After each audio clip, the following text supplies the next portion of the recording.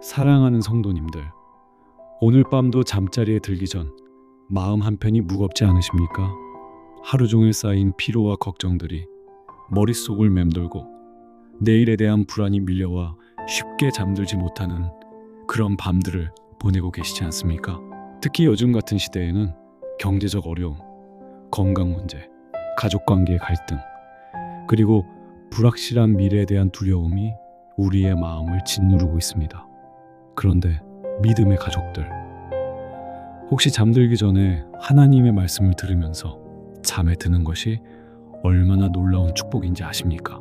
오늘 저는 사랑하는 성도님들과 함께 마태복음에 담겨있는 예수님의 핵심 말씀들을 나누고자 합니다.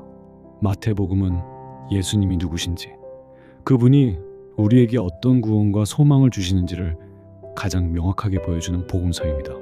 특히 오늘 밤 함께 나눌 4가지 핵심 메시지는 여러분의 삶을 완전히 변화시킬 수 있는 놀라운 능력이 있습니다. 첫 번째로는 예수님이 우리의 모든 짐을 대신 져주시는 분이라는 진리입니다. 두 번째로는 하나님 나라가 이미 우리 가운데 임했다는 놀라운 소식입니다. 세 번째로는 우리를 향한 하나님의 무조건적인 사랑과 돌보심입니다. 그리고 네 번째로는 우리에게 주어진 놀라운 권세와 사명에 대한 말씀입니다.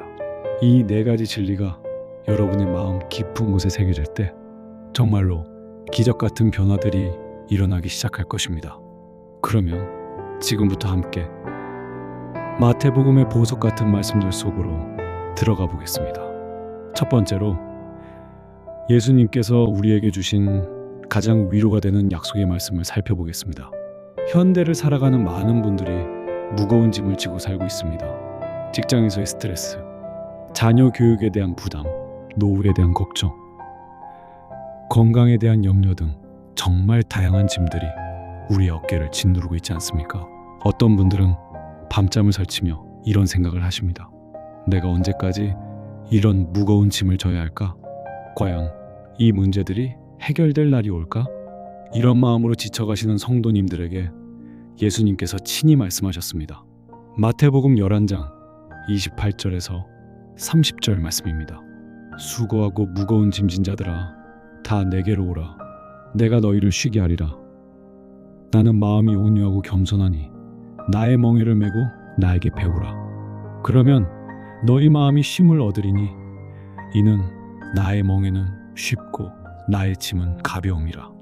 이 말씀이 주어진 배경을 살펴보면 더욱 놀랍습니다.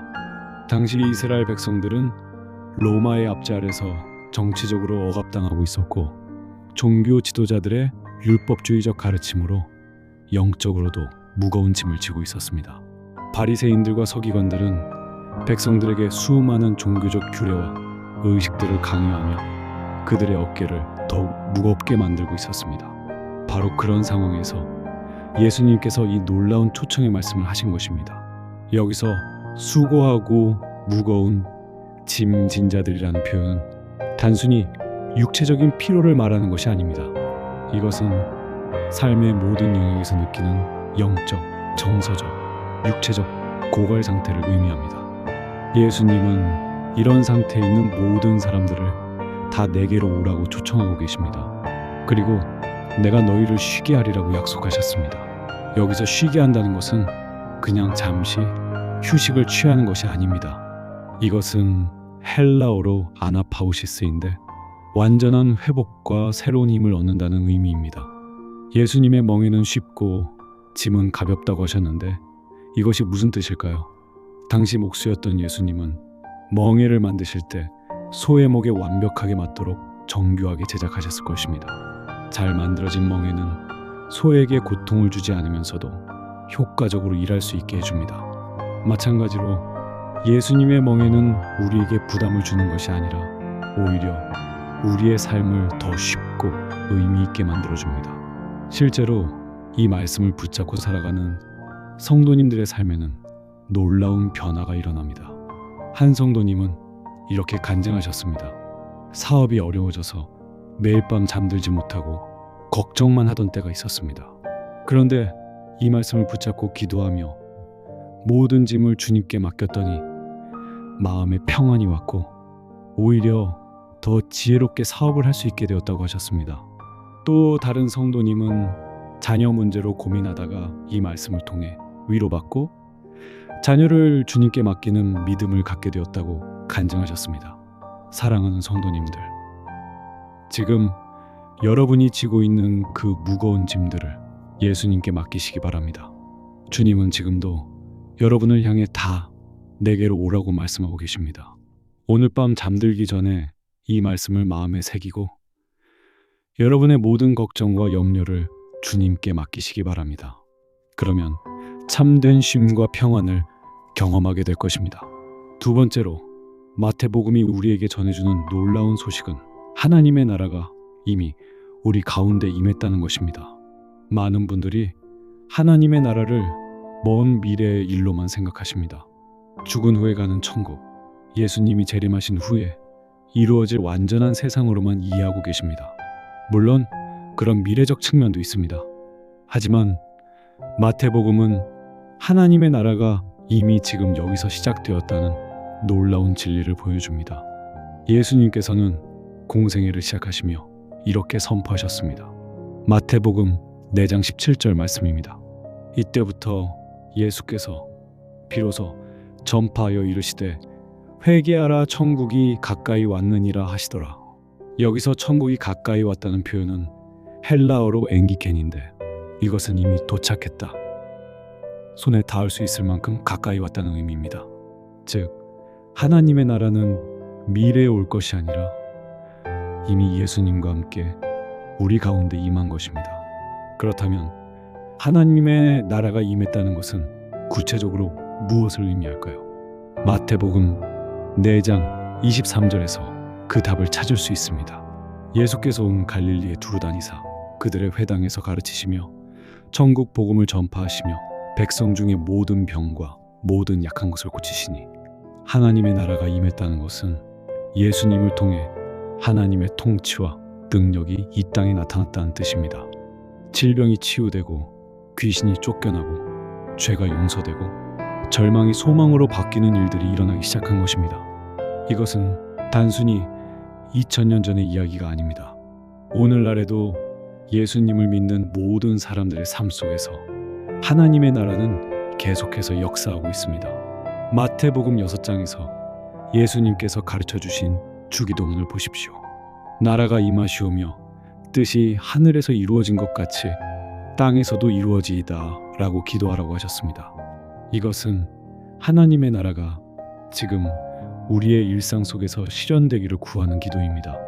하나님의 뜻이 하늘에서와 같이 이 땅에서, 우리의 가정에서, 직장에서, 인간관계에서 이루어지기를 바라는 기도입니다. 실제로 이 진리를 깨닫고 살아가는 성도님들의 삶에는 놀라운 변화가 일어납니다. 어떤 성도님은 직장에서 불의한 일을 당했을 때 하나님 나라의 의와 공평이 자신의 상황에도 임하기를 기도했더니 문제가 해결되었다고 간증하셨습니다.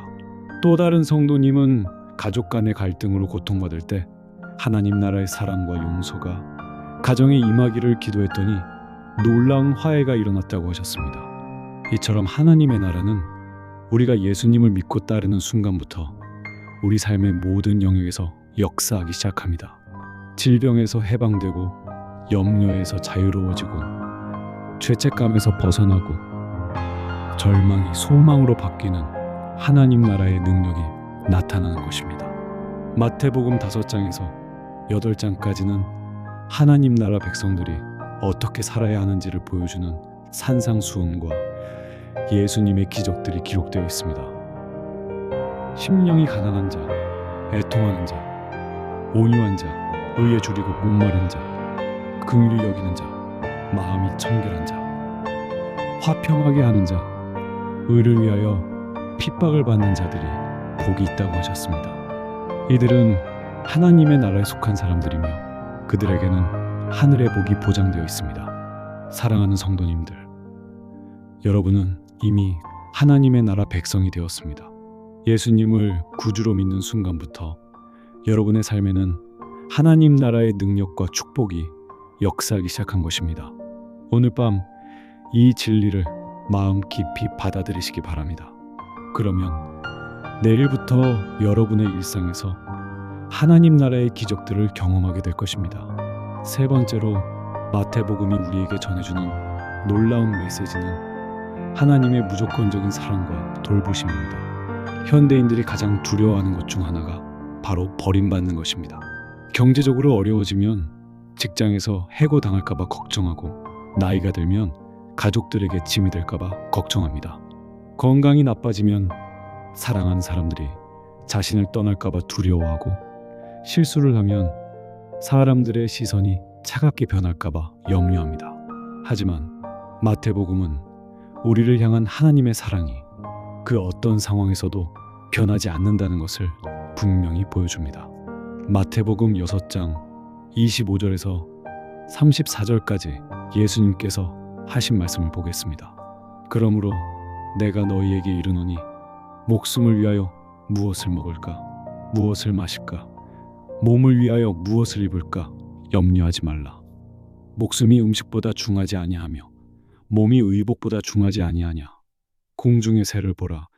심지도 않고 거두지도 않고 창고에 모아들이지도 아니하되 너희 하늘 아버지께서 기르시나니 너희는 이것들보다 귀하지 아니하냐. 이 말씀에서 예수님은 염려하지 말라고 명령하고 계십니다. 하지만 이것은 단순한 명령이 아닙니다. 염려하지 말아야 할 분명한 이유를 제시해주고 계십니다. 그 이유는 바로 하나님이 우리의 아버지시며 우리를 사랑하고 돌보시는 분이기 때문입니다. 공중의 새들도 하나님이 먹이시는데 하물며 하나님의 형상으로 지음받은 우리는 얼마나 더 소중한 존재이겠습니까?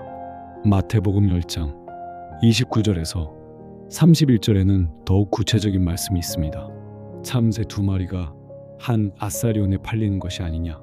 그러나 너희 아버지께서 허락하지 아니하시면 그 하나도 땅에 떨어지지 아니하리라. 너희에게는 머리털까지 다 세신 바 되었나니 두려워하지 말라. 너희는 많은 참새보다 귀하니라. 한 아사리온은 당시 가장 적은 단위의 화폐였습니다. 그런 적은 돈에 팔리는 참새 한 마리조차도 하나님의 허락 없이는 땅에 떨어지지 않는다고 하셨습니다. 그리고 우리의 머리털까지 다 세어서 알고 계신다고 하셨습니다. 이것은 하나님의 사랑과 돌보심이 얼마나 세밀하고 완전한지를 보여주는 표현입니다. 하나님은 우리의 모든 것을 알고 계시고 우리를 향한 그분의 사랑은 변하지 않습니다. 마태복음 7장 7절에서 11절에서는 기도에 대한 약속을 주셨습니다. 구하라. 그러면 너희에게 주실 것이요. 찾으라. 그러면 찾아낼 것이요. 문을 두드리라. 그러면 너희에게 열릴 것이니 구하는 이마다 받을 것이요. 찾는 이가 찾아낼 것이요. 두드리는 이에게 열릴 것이니라. 너희 중에 누가 아들이 떡을 달라 하는데 돌을 주며 생선을 달라 하는데 뱀을 줄 사람이 있겠느냐. 너희가 악한 자라도 좋은 것으로 자식에게 줄 줄 알거든. 하물며 하늘에 계신 너희 아버지께서 구하는 자에게 좋은 것으로 주지 아니하시겠느냐. 이 말씀은 하나님이 우리의 필요를 아시고 가장 좋은 것으로 주시는 분임을 보여줍니다. 인간 부모도 자녀가 떡을 달라고 할 때 돌을 주지 않고 생선을 달라고 할 때 뱀을 주지 않습니다. 하물며 완전하신 하나님 아버지께서 자녀들에게 좋은 것을 주지 않으시겠습니까? 실제로 이 말씀들을 붙잡고 살아가는 성도님들은 놀라운 하나님의 돌보심을 경험합니다. 한 성도님은 경제적으로 매우 어려운 상황에서도 이 말씀을 믿고 기도했더니 예상치 못한 곳에서 도움이 와서 위기를 넘겼다고 간증하셨습니다. 또 다른 성도님은 건강상의 문제로 절망했을 때 이 말씀을 통해 위로받고 하나님의 치유하심을 경험했다고 하셨습니다. 가족관계의 어려움 속에서도 하나님의 사랑을 확신하며 기도했더니 관계가 회복되었다는 간증들도 많습니다. 마태복음 28장 20절에서 예수님은 이렇게 약속하셨습니다. 내가 너희에게 분부한 모든 것을 가르쳐 지키게 하라. 볼지어다 내가 세상 끝날까지 너희와 항상 함께 있으리라 하시니라. 예수님은 세상 끝날까지 우리와 함께 하시겠다고 약속하셨습니다. 이것은 어떤 상황에서도 우리를 떠나지 않으시겠다는 신실한 약속입니다. 사랑하는 성도님들, 지금 여러분이 어떤 어려움을 겪고 있든지 하나님의 사랑은 변하지 않습니다. 여러분을 향한 하나님의 돌보심은 한순간도 멈춘 적이 없습니다. 오늘 밤 이 진리를 마음 깊이 받아들이고 하나님의 무조건적인 사랑 안에서 평안히 잠드시기 바랍니다. 네 번째로 마태복음이 우리에게 전해주는 마지막 메시지는 우리에게 주어진 놀라운 권세와 사명입니다. 많은 성도님들이 자신을 자꾸 보잘것없는 존재로 생각하며 살아갑니다. 나는 별로 할 수 있는 것도 없고 특별한 능력도 없고 하나님이 쓰실 만한 그런 사람이 아니라고 생각합니다. 하지만 마태복음은 예수님을 믿는 모든 사람들에게 놀라운 권세와 사명이 주어졌다는 것을 분명히 보여줍니다. 마태복음 10장 1절에서 8절까지 말씀을 보겠습니다. 예수께서 그의 12제자를 부르사 더러운 귀신을 쫓아내며 모든 병과 모든 약한 것을 고치는 권능을 주시니라. 12사도의 이름은 이러하니 베드로라 하는 시몬을 비롯하여 그의 형제 안드레와 세베대의 아들 야고보와 그의 형제 요한, 빌립과 바돌로메, 도마와 세리마테, 알페오의 아들 야고보와 타데오, 가나안 사람 시몬과 가룟, 유다, 곧 예수를 판 자라. 예수께서 이 12를 보내시며 명하여 이르시되 이방인의 길로도 가지 말고 사마리아인의 고을에도 들어가지 말고 오히려 이스라엘 집에 잃어버린 양에게로 가라가면서 전파하여 말하되 천국이 가까이 왔다 하고 병든 자를 고치며 죽은 자를 살리며 나병한 자를 깨끗하게 하며 귀신을 쫓아내되 너희가 거저받았으니 거저주라. 여기서 중요한 것은 예수님께서 제자들에게 권능을 주셨다는 사실입니다. 더러운 귀신을 쫓아내며 모든 병과 모든 약한 것을 고치는 권능을 주셨습니다. 이 권능은 단순히 12제자들에게만 주어진 것이 아닙니다. 마태복음 28장 18절에서 20절의 대사명에서 보듯이 모든 믿는 자들에게 주어진 권세입니다. 예수께서 나와 말씀하여 이르시되 하늘과 땅의 모든 권세를 내게 주셨으니 그러므로 너희는 가서 모든 민족을 제자로 삼아 아버지와 아들과 성령의 이름으로 세례를 베풀고 내가 너희에게 분부한 모든 것을 가르쳐 지키게 하라. 볼지어다 내가 세상 끝날까지 너희와 항상 함께 있으리라 하시니라. 예수님은 하늘과 땅의 모든 권세를 받으셨고 그 권세로 우리를 보내시고 계십니다. 모든 민족을 제자로 삼으라고 하신 이 사명은 단순히 목사나 선교사들만의 사명이 아닙니다. 예수님을 믿는 모든 사람들의 사명입니다. 마태복음 5장 13절에서 16절에서 예수님은 우리를 세상의 소금과 빛이라고 하셨습니다. 너희는 세상의 소금이니 소금이 만일 그 맛을 잃으면 무엇으로 짜게 하리요? 후에는 아무 쓸데없어 다만 밖에 버려져 사람에게 밟힐 뿐이니라.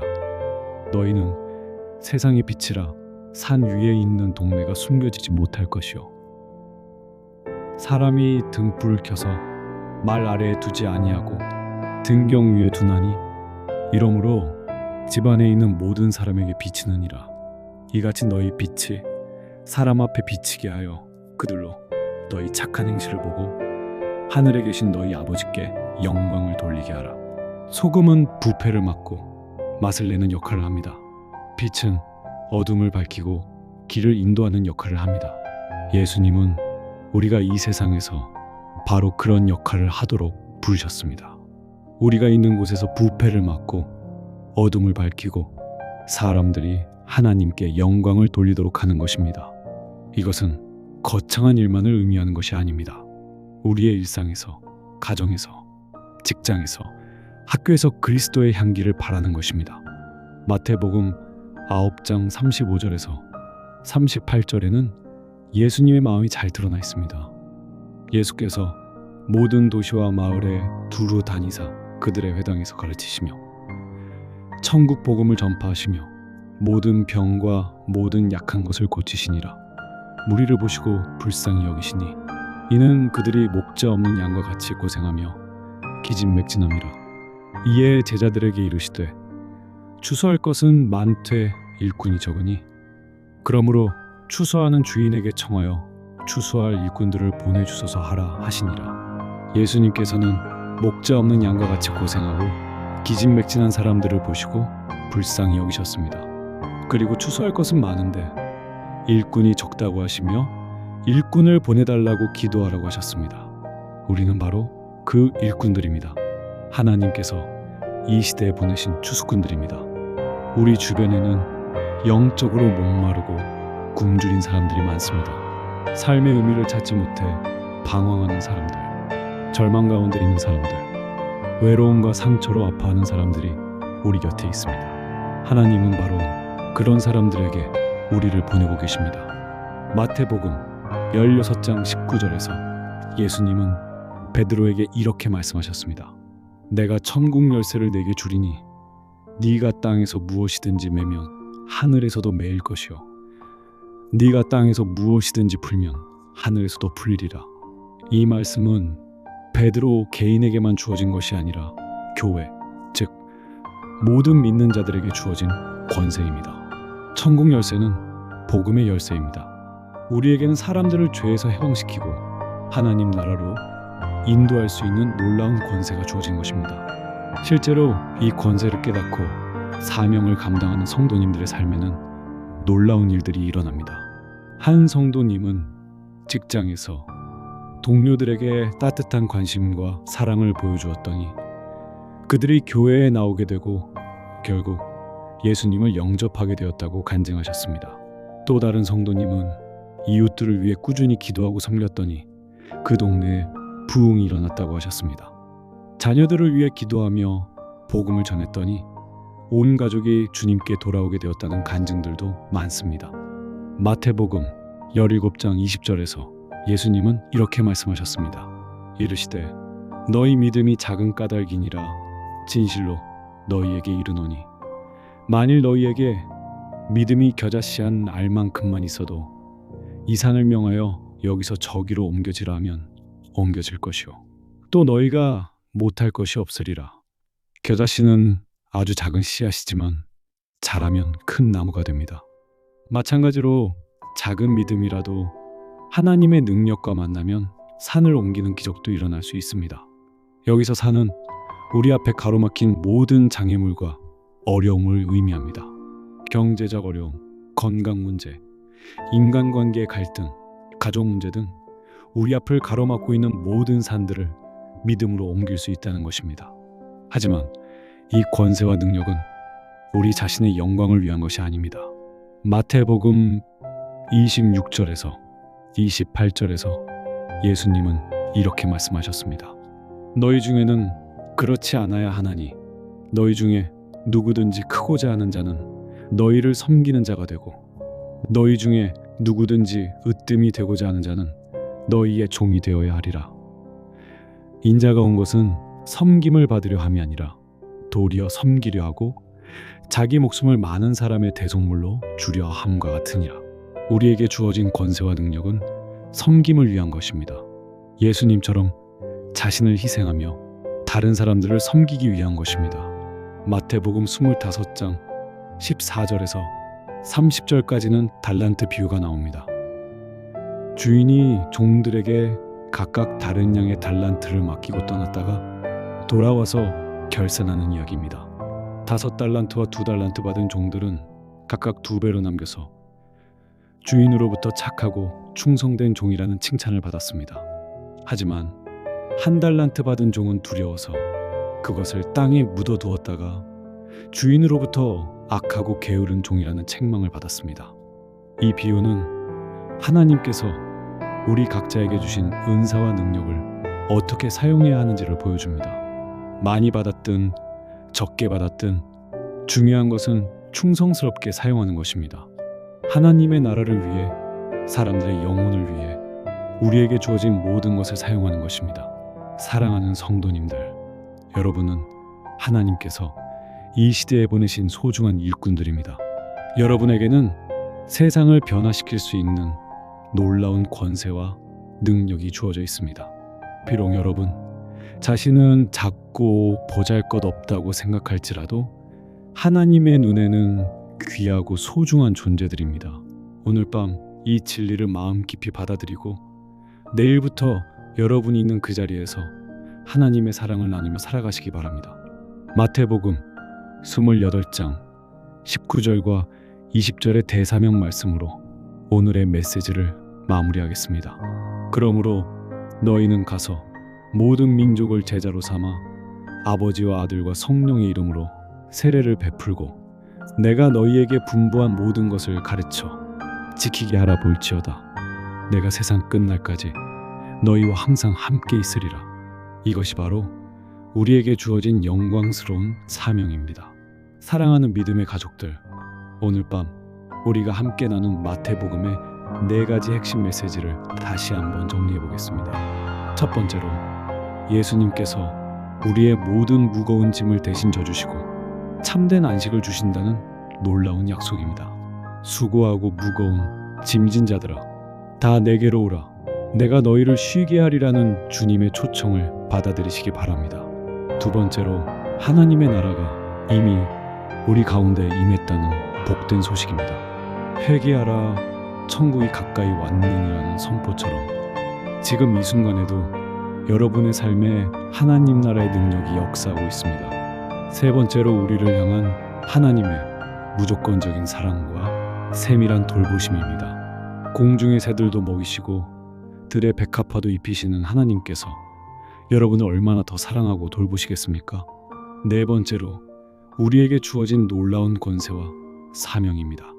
너희는 세상의 소금이요 빛이라는 말씀처럼 여러분은 이 세상을 변화시키는 하나님의 일꾼들입니다. 이 4가지 진리가 여러분의 마음 깊은 곳에 새겨져서 여러분의 삶을 완전히 변화시키기를 기도합니다.